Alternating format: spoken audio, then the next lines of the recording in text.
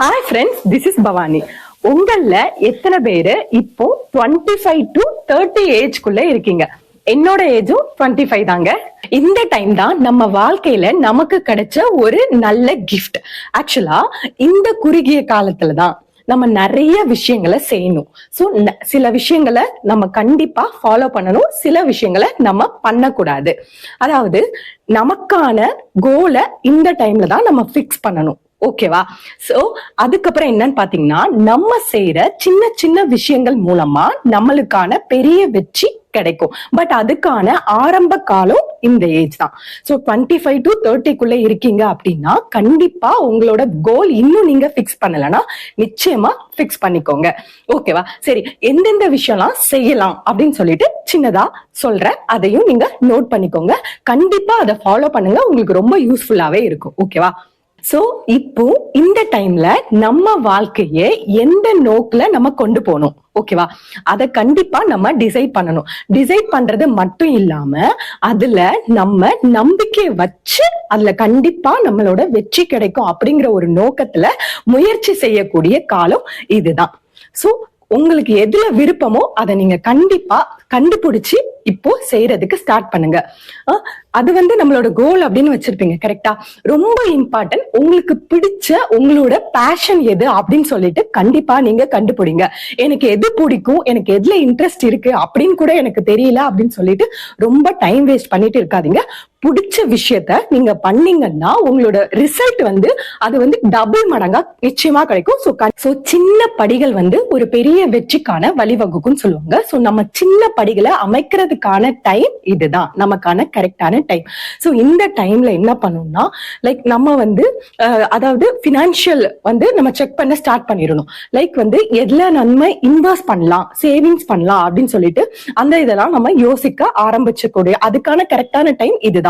இந்த டைம்ல நம்மளோட பொறுப்புகளை கண்டிப்பா ஃபாலோ பண்ண வேண்டிய டைமா இதுதான் உங்களுக்கு கரெக்டா இருக்கும். அதுக்கான பக்குவம் இதுலதான் இருக்கும். சரி, நம்ம அமௌண்ட் சேவிங்ஸ் பண்ணணும் அப்படின்னு நம்ம நினைக்கிறோம், கரெக்டா? அதுக்கு முக்கியமான விஷயம், இதுக்கு முன்னாடி லைக் கடன்லாம் இருக்கும் தெரியுமா?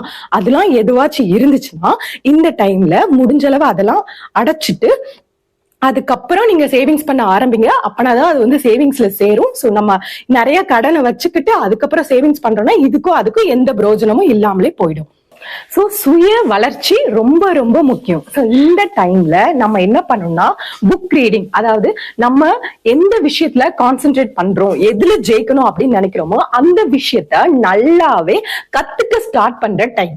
சோ முடிஞ்ச அளவு அதுல நல்லா போக்கஸ் பண்ணுங்க. நம்ம எந்த அளவுக்கு கத்துக்கிறோமோ அந்த அளவுக்கு நமக்கு எக்ஸ்பீரியன்ஸ் கெயின் ஆகும். சோ நல்ல ரிசல்ட்டும் நமக்கு கிடைக்கும். ஓகேவா? சோ அடுத்த விஷயம் என்ன அப்படின்னு பார்த்தோம்னா, பொறுமையா இருக்கணும். நம்ம ஆசைப்படுற விஷயம் ரொம்ப ரொம்ப பெரிய விஷயம். சோ அந்த பெரிய விஷயத்துக்கு ரொம்ப டைம் எடுக்கத்தான் செய்யும். சோ உடனடியா நமக்கு ரிசல்ட் கிடைக்கணும் அப்படின்னு சொல்லிட்டு தப்பா நம்ம எதுவுமே பண்ணிட வேணாம். சோ பொறுமைய இருங்க, கண்டிப்பா அது ஒரு பெரிய ரிசல்ட், நல்ல சூப்பரான ரிசல்ட் பின்னாடி கொடுக்கும். சோ பொறுமை ரொம்ப ரொம்ப அவசியம். ஓகே, சப்போஸ் நம்ம ஸ்டார்ட் பண்ற ஒரு பிசினஸா இருக்கலாம், நம்மளோட வேலைகளா இருக்கலாம், அதுல இட்ஸ் லைக் வேலைக்கு போறவங்க இன்டர்வியூஸ் அந்த மாதிரி அட்டன் பண்றதா இருந்தாலும் சில தோல்விகள் வரலாம். சோ நம்ம பிசினஸ் அந்த மாதிரி இல்லைனாலும் அதுலயும் சில தோல்விகள் அந்த மாதிரி வந்துச்சு அப்படின்னா அதை நம்ம ஒரு எக்ஸ்பீரியன்ஸா எடுத்து நெக்ஸ்ட் அதை எப்படி சரி செய்யலாம். ஒரு தப்பு ஆயிருக்கு, சோ இந்த தப்புக்கு நான் தான் காரணம், அதை கண்டிப்பா நான் சரி பண்ண என்னால முடியும் அப்படிங்கிற வேலைகளை நம்ம கண்டிப்பா பண்ணணும். சோ சரி பண்றதுக்கான விஷயங்கள் நம்ம என்ன பண்ணணும், கத்துக்கவும் செய்யணும். சரியா? அந்த மாதிரி நம்ம லைஃப் நம்ம கொண்டு போகணும். ஓகேவா? இந்த டைம்ல நம்ம எடுக்கிற டிசிஷன் பின்னாடி ஒரு பெரிய ரிசல்ட் தரக்கூடியது. சரியா? சோ அதனால நம்ம ஒரு முடிவு எடுக்கிறோம் அப்படின்னா அதை ஆராய்ஞ்சு கொஞ்சம் யோசிச்சு முடிவெடுக்கணும். அவசர முடிவு நமக்கு வேணாம். ஓகேவா? அதே மாதிரி ரொம்ப கோவப்படுறவங்களா இருந்தீங்க அப்படின்னா தயவு செஞ்சு அந்த கோவத்தை எல்லாத்தையுமே கண்ட்ரோல் பண்ண கத்துக்கோங்க. ஏன்னா அந்த கோவம் நம்மளுக்கான ரிசல்ட் தராத அளவுக்கு ப்ராப்ளம் ஆகிறதுக்கு சான்சஸ் இருக்கு.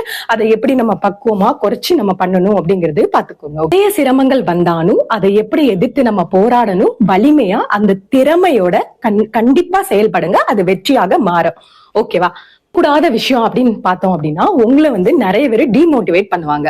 லைக் உங்க ஃப்ரெண்ட்ஸ், உங்க கூட இருக்கிறவங்க அந்த மாதிரி இருப்பாங்க. இதெல்லாம் உனக்கு எதுக்கு, இதெல்லாம் உனக்கு தேவையா, அந்த மாதிரி கூட சிலர் வந்து டிமோட்டிவேட் பண்ணுவாங்க. நீங்க பண்ற செயலை வந்து அது வந்து சக்சஸ் ஆகக்கூடாது, அந்த மாதிரி நிறைய இருப்பாங்க தெரியுமா. அந்த மாதிரி உறவுகள் இருந்தா கண்டிப்பா அந்த மாதிரி உறவுகள்லாம் தேவையில்லை. முடிஞ்ச அளவு அவங்க கிட்ட இருந்து தள்ளி இருக்க பாருங்க. என்னன்னா என்ன, அந்த டிஸ்டன்ஸோட இருக்க பாருங்க. சுத்தி நிறைய பேர் இந்த மாதிரி பேசுறாங்க, இந்த மாதிரி பண்றாங்க அப்படின்னு சொல்லிட்டு அதை ரொம்ப காதுல எடுத்துக்கிட்டு அந்த மாதிரி உங்களோட டைம் வேஸ்ட் பண்ணிட்டு இருக்காதீங்க. உங்களோட கோல் என்ன, நீங்க என்ன செய்யணும், என்னெல்லாம் பண்ணக்கூடாது அப்படிங்கறதுல மட்டும் கான்சென்ட்ரேட் பண்ணுங்க. நமக்கு ரொம்ப டைம் இருக்காது. இந்த டைம்ல நம்ம என்னென்ன பண்றோமோ அதுதான் நம்மளோட ஃபியூச்சரே என்ன பண்ணா நிர்ணயிக்கும். ஓகேவா. இல்ல ரொம்ப கஷ்டமான சிச்சுவேஷனா இருந்தாலும் அதை பயிற்சியா நீங்க மாத்திக்கோங்க. அது மூலமா கத்துக்கிட்டு நெக்ஸ்ட் ஸ்டெப் போறதுக்காக பாருங்க. அந்த இடத்துல டைம் வேஸ்ட் பண்ணிட்டு இருக்காதீங்க. சில தவறான முடிவுகள், அதாவது இப்ப உங்களுக்கு ஒரு சில விஷயங்கள், ஒரு வதந்தி அந்த மாதிரி எல்லாம் நடக்குதுன்னு வச்சுக்கோங்களேன், அதுல எல்லாம் தேவையில்லாம போயிட்டு அதை யோசிச்சுட்டு உங்களோட டைமை நீங்க வேஸ்ட் பண்ணிட்டு இருக்காதீங்க. சோ அதெல்லாம் நம்மளுக்கு தேவையில்லாதது, அதாவது தவறான முடிவுகள்ல நம்ம போய் மாட்டிக்கிற மாதிரி ஆயிடும். சரியா. சோ அதெல்லாம் நமக்கு வேணாம். ஓகேவா. அடுத்த விஷயம் என்ன அப்படின்னு பார்த்தோம்னா, நம்ம டக்குன்னு முடிவு எடுக்கிறது. சோ இந்த மாதிரி விஷயங்களை நம்ம பண்ண வேணாம். ஒரு டிசிஷன் நம்ம எடுக்கிறோம்னா அதுல வந்து கரெக்டா, அதுல சுத்தி என்னென்ன விஷயங்கள்லாம் இருக்கு, இது எல்லாத்தையும் ஆராய்ஞ்சு நம்ம இதை பண்ண போறோம்னா அது ஓகேவா அப்படிங்கிற டிசிஷனை மட்டும் கண்டிப்பா புரிஞ்சுக்கிட்டு நீங்க டிசிஷன் எடுங்க. இதெல்லாம் நம்ம செய்யவே கூடாது. ஓகேவா. நீங்க பிக்ஸ் பண்ண கோல் வந்து கரெக்ட் அப்படின்னு உங்களுக்கு தெரியும் தெரியுமா. சோ அந்த மாதிரி சிச்சுவேஷன்ல ப்ராப்ளம்ஸ் வந்து அது வந்து தோல்வியில போய் நின்னாலும் அது சரிதான் அப்படின்னு உங்களுக்கு தெரிஞ்சா கண்டிப்பா அதை வந்து நீங்க விட்டுடாதீங்க. சின்னதா ஒரு தோல்வி வந்துச்சுன்னு வச்சுக்கோங்களேன், அது நம்ம மனசு ரொம்ப பாதிக்கும் அப்படின்னு சொல்லுவாங்க. பட் அது வந்து தோல்வியா நினைக்காதீங்க. அதுல இருந்து கண்டிப்பா எப்படி ஜெயிக்கணும்னு மட்டும் பாருங்க. ஓகேவா. சோ அந்த தோல்விய நினைச்சு நம்ம வந்து முயற்சி பண்ணாம விட்டுறக்கூடாது. கண்டிப்பா முயற்சி பண்ணும், கண்டிப்பா வெற்றி கிடைக்கும். இது நம்ம செய்யவே கூடாது. ஓகேவா. வாழ்க்கை உங்க கையில தான் இருக்கு, சுத்தி இருக்கிறவங்க கையில எல்லாம் கிடையாது. ஓகேவா. சோ இந்த டைம்ல 25 to 30 ஏஜ்ல இருக்கீங்கன்னா கண்டிப்பா உங்களுக்கான விஷயம் என்னென்ன நீங்க பண்ணணும்னு நினைக்கிறீங்களோ, உங்களோட கோல், அதுல நீங்க கண்டிப்பா கான்சென்ட்ரேட் பண்ணுங்க. நிச்சயமா அது உங்களுக்கு பெஸ்டாவே கிடைக்கும். ஓகேவா.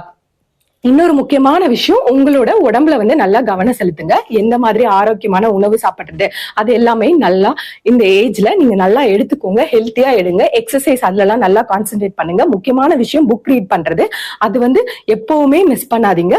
கண்டிப்பா அதை ஃபாலோ பண்ணுங்க. அதுவே உங்க லைஃப் வந்து ரொம்ப பெரிய விஷயத்துல வந்து என்னன்னா சேஞ்சஸ் வந்து கொண்டு வரும். ஓகேவா. மீண்டும் அடுத்து ஒரு நல்ல தகவலோட அடுத்த வீடியோல உங்களை மீட் பண்றேன். பாய் பாய்.